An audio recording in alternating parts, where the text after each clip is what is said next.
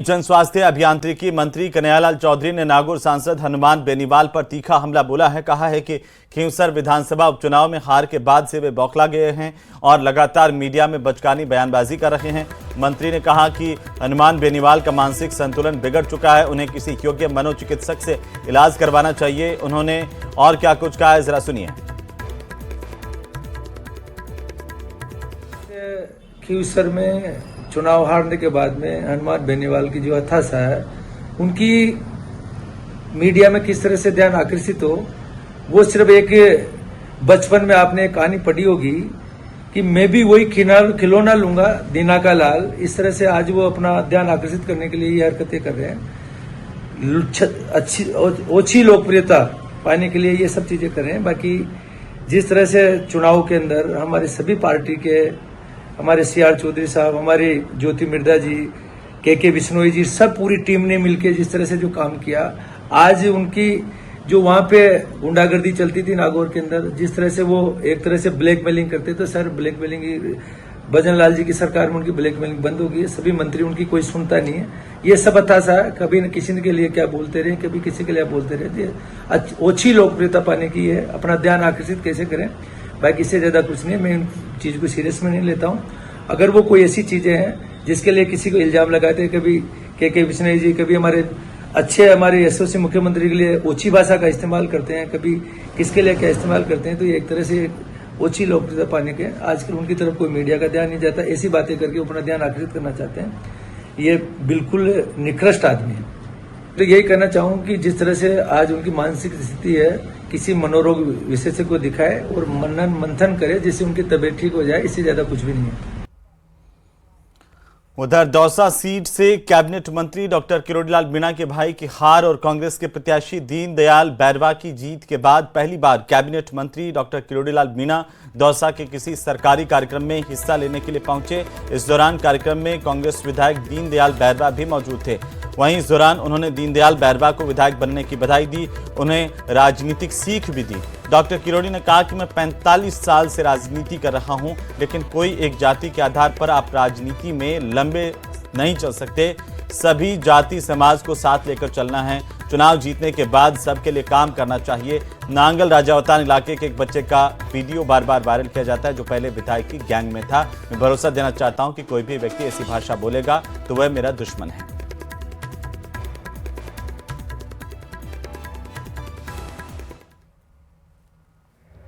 18 में से 17 paper leak हो जाए और भजन लाल की सरकार 1.25 साल से काम कर रही है, कई पेपर हो गए, एक भी पेपर लीक करने की हिम्मत किसी की नहीं पड़ी। चुनाव का पेपर लीक हुआ है, हमने झकझोर करके रख दिया RPSC और माध्यमिक शिक्षा बोर्ड को। हम गहलोत की ईमानदारी पर किसी प्रकार का मैं प्रश्न चिन्ह नहीं लगाना चाहता, लेकिन ये दुर्भाग्यपूर्ण है कि जो भविष्य के लिए तैयारी करे वो बच्चा, उसका पेपर लीक हो जाए।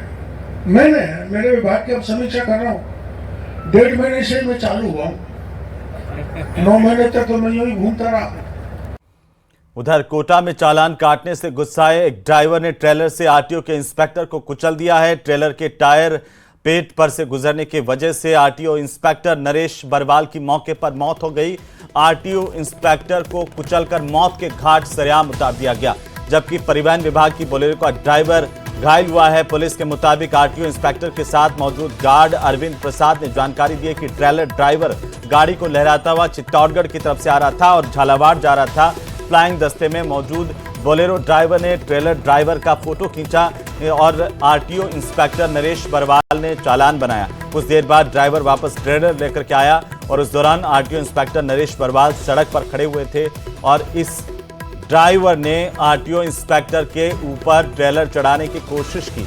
घटना कोटा झालावाड़ नेशनल हाईवे 52 की है, जहां पर एक ट्रेलर ड्राइवर ने RTO के इंस्पेक्टर को सरेआम कुचल करके मौत के घाट उतार दिया। कोटा की बेहद जघन्य तस्वीरें सामने आई है, जहां पर RTO इंस्पेक्टर को सरेआम ट्रेलर से कुचल करके मौत के घाट उतार दिया गया। इस वक्त की सबसे बड़ी खबर उधर अलवर में जल संसाधन मंत्री कन्हैयालाल चौधरी अलवर पहुंचे। उन्होंने पानी की समस्या को लेकर जिला कलेक्ट्रेट में अधिकारियों की बैठक ली। बैठक के बाद उन्होंने जल जीवन मिशन घोटाले को लेकर कांग्रेस पर जमकर निशाना साधा है। उन्होंने कहा कि पूर्ववर्ती सरकार ने जल जीवन मिशन का दुरुपयोग भी किया और घोटाला भी। अशोक गहलोत ने 30% काम किया, जिससे अभी भी सुधार की गुंजाइश है। अगर वह ज्यादा काम कर जाते तो जल जीवन मिशन योजना का बेड़ा गर्क हो जाता।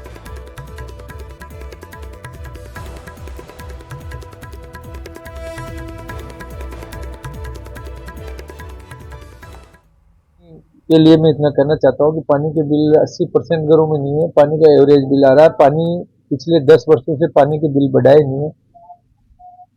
पानी अगर हम दूसरे स्टेट की एवरेज देखें तो सबसे कम पानी का पैसा राजस्थान में लिया जाता है और उसमें भी आधे से ज्यादा पैसा जब मैंने देखा इस विभाग की जिम्मेदारी ली है तो लगभग 60% बिलों का पैसा पिछले 8 साल से लेके 5 साल से लेके कहीं राजस्थान में मिल ही नहीं रहा।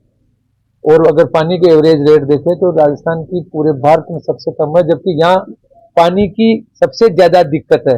पानी का वैल्यू यहाँ सबसे ज्यादा है, जबकि यहाँ रेट ज्यादा होनी चाहिए, जबकि सबसे सस्ता यहाँ पे। अगर कोई किसी को टैंकर डलाते हैं 1000 रुपए में वहां से आता है, यहाँ पे केवल 100 रुपए एवरेज प्रति महीने देखे तो 100 रुपए से ज्यादा का पानी विलम्ब नहीं। उधर राजस्थान के उदयपुर में सलूम्बर पुलिस ने नाकाबंदी के दौरान हाईवे पर एक कार से करीब 1.25 करोड़ रुपए के पुराने नोट जब्त कर लिए हैं। पुलिस ने कार में सवार 3 लोगों को भी गिरफ्तार किया। यह सफलता उदयपुर सलूम्बर मेगा हाईवे पर की गई नाकाबंदी के दौरान मिली है। पुलिस के मुताबिक तीनों प्रारंभिक पूछताछ में लोगों ने बताया कि हम नोट बदलवाने आए हैं, इसके बदले हमें 12% वैल्यू मिल रहा था। पुलिस ने बताया कि पुलिस की टीम ने तीनों को कार से नीचे उतारकर कार की डिग्गी को चेक कराने के लिए कहा तो आनाकानी करते हुए घबराने लगे। पुलिस ने तसल्ली देकर कार की डिग्गी खुलवाई। पीछे डिग्गी में एक काला सूटकेस, 2 काले बैग और एक कार्टन पड़ा हुआ था। बैग और कार्टन में रखे सामान को मौके पर खोलकर देखा तो अंदर पुरानी 500 और 1000 रुपए के नोट और सफेद कागज की गड्डियां थीं। मनीष SHO हैं के सलूम्बर के, इनको एक सूचना मिली थी किसी गाड़ी के अंदर जो है नोट रखे हुए हैं, वो लोग जा रहे हैं। तो उन्होंने लोग के उनको चेक किया तो एक गाड़ी के अंदर जो है 3 व्यक्ति और नोटों की गड्डियाँ मिली, पुराने वाले नोट हैं। इसमें 98 गड्डियाँ तो जो थी 1000 रुपये की थी, पुराने 1000 रुपये, और 73 जो गड्डियाँ थी वो जो है 500 के नोटों की, पुराने 500 के नोटों की, और कुछ कागजों की खाली कागजों की गड्डियाँ भी इनके पास मिली हैं। साथ ही KMNO4 एक केमिकल है वो भी मिला है, और 3 व्यक्ति थे, एक तो पद्मावत कुलकर्णी था, एक कन्हैयालाल मेहता था और एक जो है कयूं। तो राजसमंद के इलाके में स्थित हिंदुस्तान जिंक की दरिबा माइंस परिसर में टिफिन बम और धमकी लेटर मामले को लेकर गिरफ्तार हिस्ट्री शीटर समेत 4 आरोपियों को घटनास्थल की तस्दीक करवाई गई। साथ ही पुलिस ने उनकी निशानदेही से एक पिस्टल, 4 जिंदा कारतूस, तलवार, चेन पॉकेट हथियार बरामद करते हुए वारदात को लेकर पूछताछ जारी है। फिलहाल पुलिस सभी पहलुओं पर गहनता से जांच कर रही है। आखिर इस तरह की वारदात में अन्य किन किन लोगों की भूमिका है, इसे भी तलाशा जा रहा है।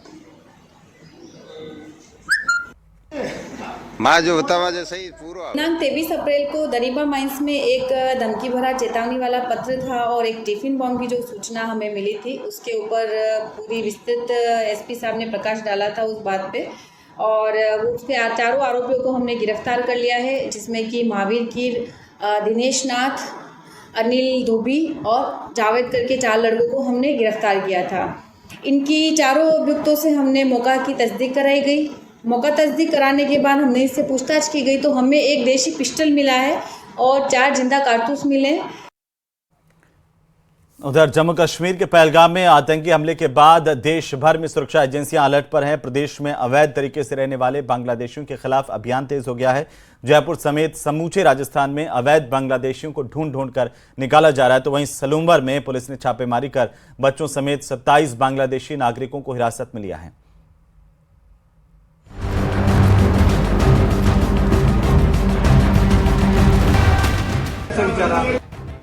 अवैध घुसपैठियों के खिलाफ एक्शन में सरकार। सलूम्बर में 27 बांग्लादेशी नागरिक गिरफ्तार। 20 जने हैं कुल मिला के, जिसमें 7 पुरुष 7 महिला और 10 जो 18 साल से कम के अवयस्क हैं। कागजों की गहनता से हो रही है जांच। राजस्थान में अवैध रूप से रह रहे बांग्लादेशियों की खोजबीन तेज हो गई है। पहलगाम हमले के बाद राजधानी जयपुर समेत अलग अलग जिलों में बांग्लादेशी घुसपैठियों को खोजा जा रहा है। इसी सिलसिले में अलग अलग टीमें गठित की गई हैं, जिसमें प्रदेश में संचालित अलग अलग खदानों, फैक्ट्रियों, ईंट भट्टों और मकानों, दुकानों समेत स्थानों पर काम करने वाले लोगों की पहचान कर उनके खिलाफ कार्रवाई की जा रही है। सलूम्बर में पुलिस ने राज्य सरकार और पीएचक्यू के निर्देश के मुताबिक इलाकों में रहने वाले बांग्लादेशियों की पहचान के लिए 4 टीमों का गठन किया है, जिन्होंने 27 लोगों को हिरासत में लिया है, जिनसे पूछताछ की गई। पूछताछ में सामने आया कि ये लोग 10 से 15 साल पहले पैदल ही बॉर्डर क्रॉस करके भारत आए थे। ये खदान, अपने माइंस और अपने जो ईंट भट्टे इनमें तलाश कर रहे थे। तो एक ईंट भट्टे के बस सेरिया गांव के अंदर एक ईंट भट्टा था, उसके ऊपर कुछ संदिग्ध लोग नजर आए और उनको गहनता से उनसे पूछताछ की गई तो ये पाया गया कि वो बांग्लादेशी हैं और वो करीब 27 जने हैं कुल मिला के, जिसमें 7 पुरुष 7 महिला और 10 जो 18 साल से कम के अवयस्क हैं। तो उन सभी को जो है लेके आए, भी पूछताछ की उनसे। उधर अलवर पहुंचे जयपुर के आईजी रेंज अजय लांबा ने बताया कि अब तक जयपुर में 90 बांग्लादेशियों को चिन्हित किया गया है, जिन्हें डिटेंशन सेंटर पर भेजने की तैयारी की जा रही है। इसके अलावा भिवाड़ी, खैरथल और अलवर जिलों में टीमें लगी हुई हैं, जो लगातार बांग्लादेशियों को चिन्हित करने का काम कर रही हैं।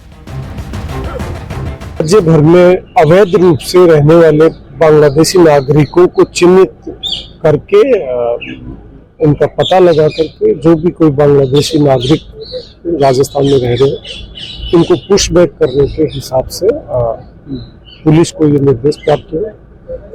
इसके तहत हमने 2 दिन से लगातार अभियान चला करके अवैध रूप से रहने वाले बांग्लादेशियों को चिन्हीकरण करने के लिए हमारी टीमें काम कर रही हैं। अब तक पूरी पुलिस रेंज में करीब 90 के आसपास बांग्लादेशी हमने चिन्हित करके उनको डिटेंशन सेंटर में भेजने की तैयारी कर रहे हैं। घुसपैठियों की धरपकड़ के लिए पुलिस अधिकारियों की कई टीमें बनाई गई। आम लोगों से भी अपील की जा रही है कि अगर उनके पास कोई जानकारी है तो उसे साझा करें। जम्मू कश्मीर में हुए आतंकी हमले के बाद प्रदेश में रहने वाले अवैध बांग्लादेशियों के खिलाफ सर्च अभियान चल रहा है। प्रदेश की सुरक्षा एजेंसी अलर्ट मोड पर है और बांग्लादेशियों को चिन्हित कर रही है। पुलिस की तरफ से गोपनीय अभियान भी जारी है। Bureau report, news 18 Rajasthan.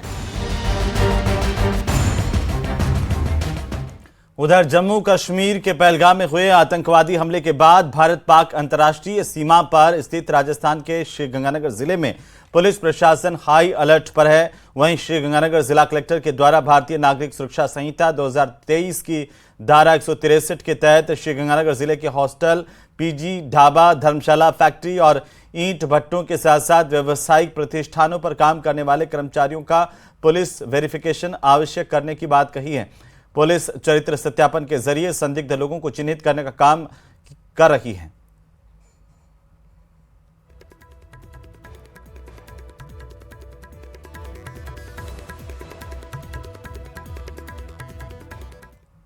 सबसे महत्वपूर्ण बात यह है कि आपके यहाँ कोई कर्मचारी काम करता है या आपका किराएदार है तो उसका पुलिस वेरिफिकेशन कराना बहुत जरूरी है।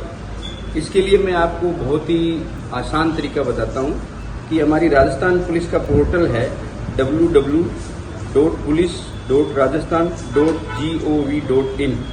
इस पर जाके आप सिटीजन सर्विस के रिक्वेस्ट फॉर्म में वेरिफिकेशन सेक्शन में जाकर वेरिफिकेशन फॉर्म भरे, वेरिफिकेशन आवेदन आपका हो जाएगा। इसको आपके लिए आपको एक आधार कार्ड की कॉपी चाहिए और एक जिसका वेरिफिकेशन कर रहे हो उसकी फोटो चाहिए। इसका कोई चार्ज नहीं है, आप आसानी से किसी भी मोबाइल से या कंप्यूटर से इसको कर सकते हैं। उधर राजसमंद के चारभुजा में एक दलित दूल्हे का बिंदोरी पुलिस के पहरे में निकाली गई है और इस दौरान 4 थानों का पुलिस जाब्ता भी मौजूद रहा। दरअसल गांव में दलित दूल्हे की घोड़े पर बैठकर बिंदोरी निकालने का विरोध कुछ लोग कर रहे थे, जिसके बाद दलित परिवार ने पुलिस से सुरक्षा की गुहार लगाई थी। जयपुर से भी कई दलित संगठनों के नेता टाडावाला गुजरान गांव पहुंचे थे। अब बताया जा रहा है कि कुछ साल पहले भी बिंदोरी निकालने को लेकर गांव में विवाद हो चुका था। एहतियातन पुलिस पहरे में विवाह की सभी रस्में निभाई गई हैं। प्रशासन ने सुरक्षा के मद्देनजर इलाके में इंटरनेट भी बंद किया था। राजसमंद के चार भुजा की तस्वीरें हैं, जहां पर आज़ादी के 75 साल बाद भी कुछ समाज कंटकों को ये गंवारा नहीं है कि किसी दलित दूल्हे की बिंदौरी घोड़ी पर बैठ करके निकले, और इसी वजह से ये तस्वीरें सामने आई। पुलिस प्रशासन को वहां पर बाकायदा पहरा देना पड़ा, और इस पहरे में दलित परिवार के साथ में दलित दूल्हे की बिंदौरी घोड़ी पर बैठ करके निकाली गई है। 4 थानों का जाब्ता यहां पर लगाया गया था। हालांकि पुलिस की तरफ से किसी भी तरह आरोपियों पर कोई कार्रवाई करने की खबर अब तक नहीं है।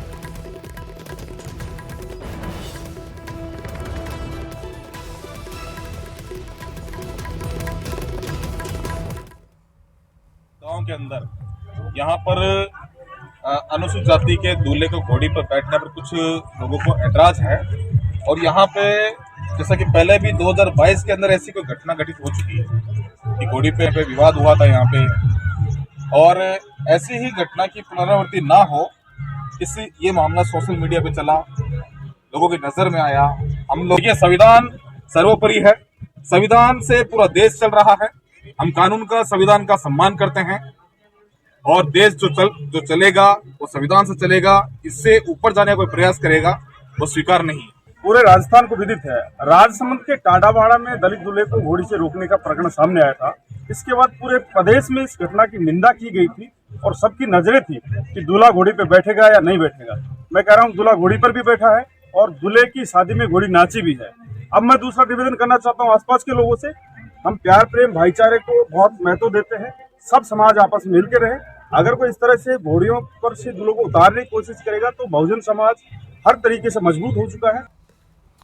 जोधपुर से खबर, जहां पर जोधपुर रेंज की स्पेशल साइक्लोनर सेल ने मादक पदार्थों की तस्करी के 40,000 के इनामी आरोपी हनुमाना राम पुत्र जावरा राम निवासी गिड़ा जिला बालोतरा को गिरफ्तार किया है। उसके साथ ही आरोपी जुगता राम उर्फ जीतू पुत्र भंवरलाल निवासी पदमपुरा फलसूंड को भी गिरफ्तार किया गया है। आरोपी शगुन देकर घर से निकला था, लेकिन पुलिस से बचने के लिए अलग अलग जगह पर फरारी काट रहा था। आरोपी को पकड़ने के लिए करीब 4 महीने से पुलिस की टीम पीछे लगी थी। आईजी विकास कुमार ने बताया कि हनुमान को 1 साल पहले उज्जैन के एक बाबा ने मंत्रित कड़ा भी दिया था और कहा था कि वो सुरक्षित रहेगा, लेकिन वो आखिरकार पुलिस के हत्थे चढ़ा है। आपको बता दें कि उसको इसकी वजह से, इस कड़े की वजह से लगने लगा था कि वो कभी भी पकड़ा नहीं जा सकता। पिछले कुछ वक्त से साइक्लोनर टीम द्वारा तस्करों की धरपकड़ लगातार हो रही थी, और इसकी वजह से वो घबरा रहा था। इस दौरान उसके मंत्रित कड़े को 1 साल पूरा हुआ तो उसे वापस मंत्रित करवाने अपने साथी के साथ मुंबई से उज्जैन तक गया था। वापस आते वक्त जुगताराम ने जोधपुर जाने की जिद की, जिसके चलते कापड़ा थाना इलाके में हाईवे पर इसे गिरफ्तार कर लिया गया।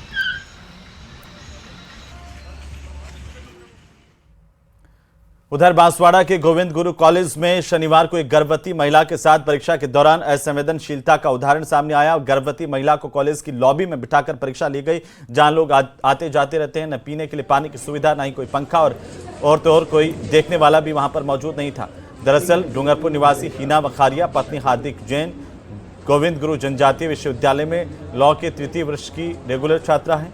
उनका एग्जाम सेंटर गोविंद गुरु महाविद्यालय बांसवाड़ा आया था। 15 अप्रैल से परीक्षा शुरू हुई और हर बार परीक्षा देने के लिए अपने पति के साथ बांसवाड़ा पहुंची। दरअसल हिना गर्भवती है और मेडिकल रिपोर्ट पेश करने के बाद उन्हें अलग से परीक्षा देने की व्यवस्था की गई थी। अन्य परीक्षार्थियों का परीक्षा केंद्र महाविद्यालय के फर्स्ट फ्लोर पर कमरे में था। हिना की मेडिकल कंडीशन को देखते हुए उसे ग्राउंड फ्लोर पर ही परीक्षा देने की छूट दी गई थी। हम GGTU कॉलेज में, हम डूंगरपुर से हैं। हम लोग यहाँ एग्ज़ाम देने आए हैं LLB फाइनल ईयर का। ये हमारा एग्ज़ाम सेंटर है। यहाँ पे जो एग्ज़ाम का जो एग्ज़ामिनर है यहाँ पे भूपेंद्र शर्मा, जो कि सुबह इनसे रिक्वेस्ट करने पे डेली, तो ये लोग इनको, मेरे वाइफ का प्रेगनेंसी है, जो मैं भी एग्ज़ाम दे रहा हूँ, मेरी वाइफ भी एग्ज़ाम दे रही है, उनकी प्रेगनेंसी है। वो डेली तो एक अलग रूम में उनको बिठाया जाता है, सीढ़ियाँ नहीं चढ़ी जाती इस वजह से।